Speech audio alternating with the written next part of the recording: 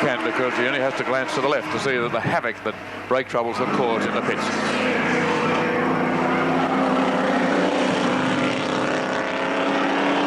Now we know he's been conserving the brakes. The thing we don't know, of course, is just how much conservation that Frank Gardner has been able to achieve by going just a little more steadily on them.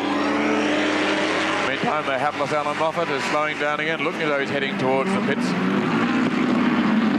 Led the race early on, just passing the Alan Grice vehicle that was involved in a collision with another car there, and has been parked there from the early stages. And Moffat takes the car into the pits. You can see there the way he's working the steering wheel and the way the wheels are lying over. He's got real problems there on the side.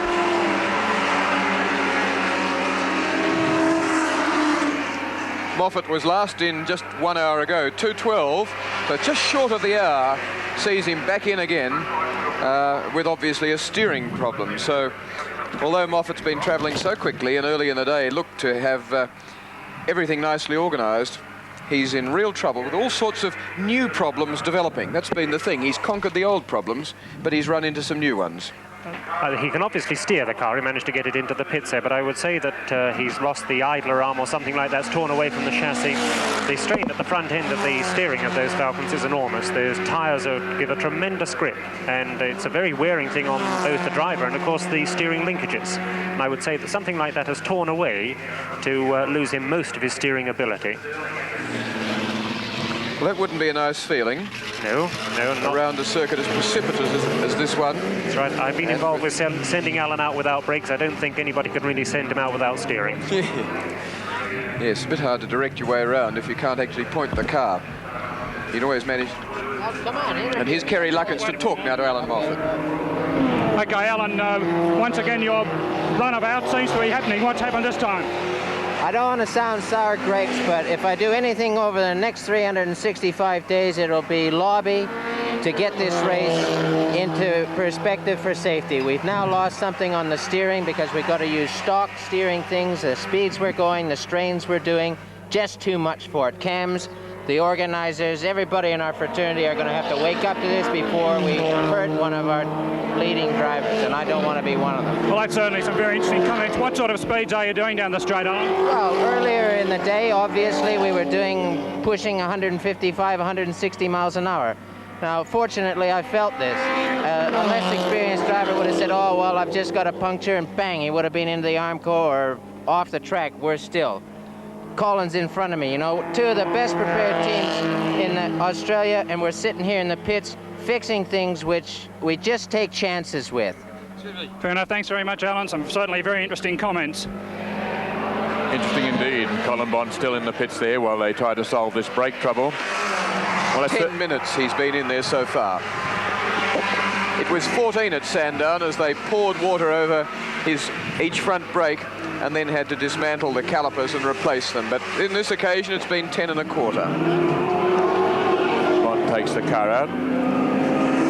Much preferring at this stage of the race, with it lost and only a chance of finishing in a reasonable place, to have brakes so that he can finish it safely. Alan Moffat, who is as concerned about safety as anyone on the track, making the point that with the sort of speeds that they're achieving. Back again, by the way, to Kerry Luckins down the pit, who has some information for us. Well, Alan's out of the car, obviously now calling it a day. Just to get back to this safety point, I think you're going to be able to show us the part of the car that has broken. Well, John Wills just said to me, we can put another one on, but you won't have a sway bar. We're at the point where we've virtually broken apart, which on a normal car, I'll bet the Ford Motor Company hasn't had 2 warranty claims in the last 20 years. We'll just take it off and show it. That'll be most interesting if you can, yes. That I explained a little bit earlier to people that were watching. How can we fail out here? We have so-called millions of dollars and all the technique and the drivers to do it. Why do we fail? Well, we fail because we are not running genuine race cars. We're trying to race production cars, which regulations-wise are just getting a little bit. So, what your thoughts are, you'd be better to go more to a sports sedan type of regulation? Well, I don't disagree with the concept of the stock body and the fact that we have to have the ashtray in the car. But if we're going to have wide tires and virtually not quite unlimited wheels and better brakes, well, then we should have to beef up everything else to take the strain that we're punishing. Let's look at it. 5 years ago, I thought Pete Gagan was fantastic when he went around here in a 150, a 250. Today we're doing 230s. 20 seconds might not seem much to the layman, but believe me, around here it's dynamite. So it's the regulations are entirely, virtually at fault, in your opinion? You don't run an F111 with a Spitfire motor, do you? Peter Brock is driving a car we're watching at the moment. A little bit of confusion here, I confess. The information being fed into the computer at the moment from the ARDC lap scorers suggests that Brock is in the lead. That was the latest situation that came to just a few minutes ago. I don't see how it can be, because we saw Gardner overtake. Brock has since been in the pits for a fairly long stop. The information just before was that in fact Gardner had almost 2 laps over Peter Brock, and now the lap scorers have Brock back in front. I don't think it's right, but that's the way it's coming through at the moment. We'll try and sort that out for you. In the meantime, there's no doubt that Brock is certainly either first or second and still has an excellent chance of winning the race, but whether or not his brakes would have been conserved to the same degree as Gardner's is a very moot point. And with a lot of the race still to go, I can't see him being nearly as strongly placed as Frank Gardner. Someone who looks as though he could do to be in the same place as Jim Richards from New Zealand there, just opening the bonnet. You can see the steam or smoke issuing from the side. That came third last year in a Tirana. A very wet drive. He and Rod Coppins are the 2 in this car.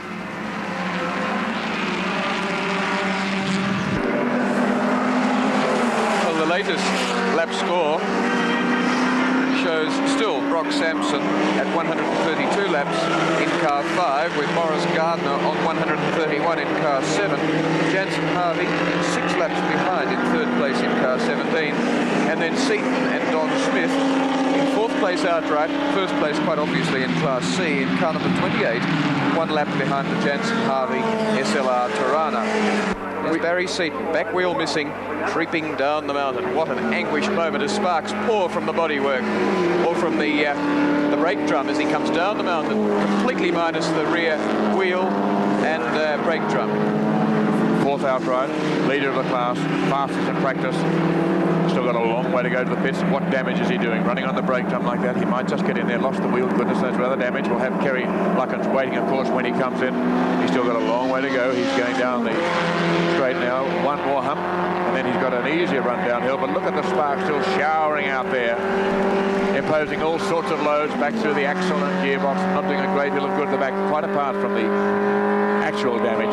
He might be I think he's had it. I don't think he can go much farther than that, Howard. Captain Peter Jansen, the Mad Mary Capital Motoring or whatever, and his cohort in this race, John Harvey.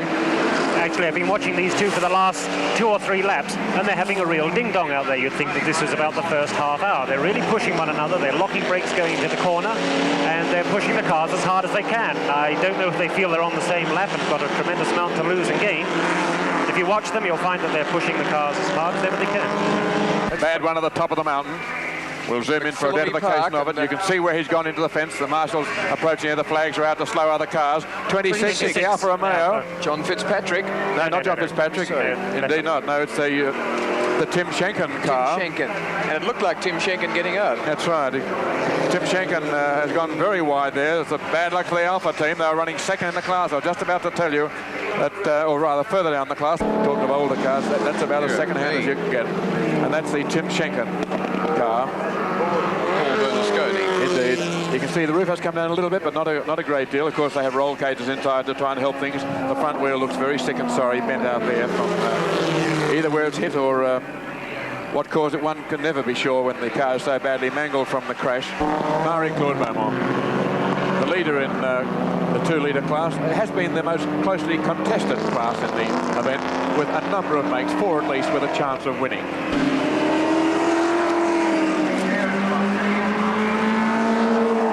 Last lap sign goes up. So 2.5 minutes, 2 3/4 minutes now before the end of the race for Peter Brock, the race leader in car number 5. Sharing the driving with Brian Sampson, but Sampson doing a minor part of the driving stint. Peter Brock's been at the wheel for a very long time in this last session. I think it's hard for people to understand just how much this is going to mean to Peter Brock.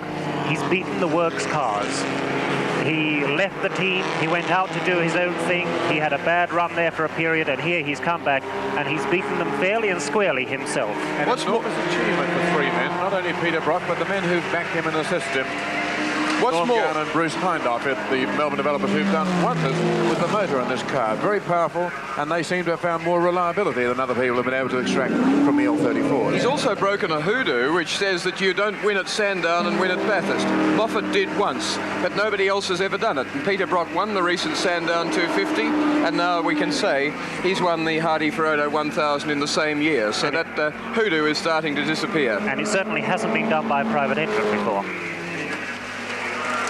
A great achievement, and wins are important to any professional racing driver, but very important to somebody like Peter Brock.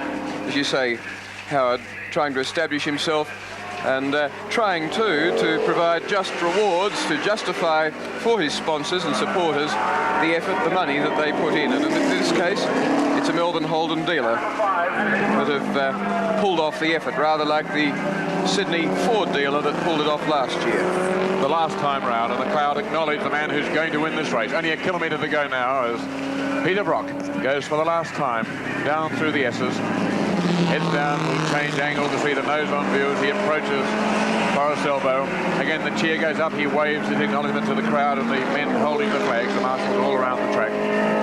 Peter Brock, a moment of absolute triumph. Won the race 3 years ago. There's the signal around the circuit. Some people are well prepared for these results.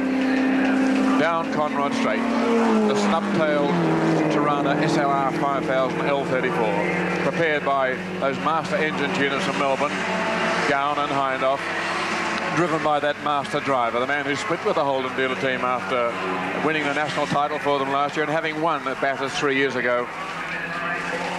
Coming down for the last corner, and then he'll brake. Takes time off to wave. He's got this race well and truly in his grasp, and Peter Brock will be feeling very happy now. Only 400 metres to go to take the checkered flag and win the 1975 Hardy-Ferodo 1000. That's it, the checkered flag for Peter Brock in the 1975 Hardy-Ferodo 1000 at Bathurst.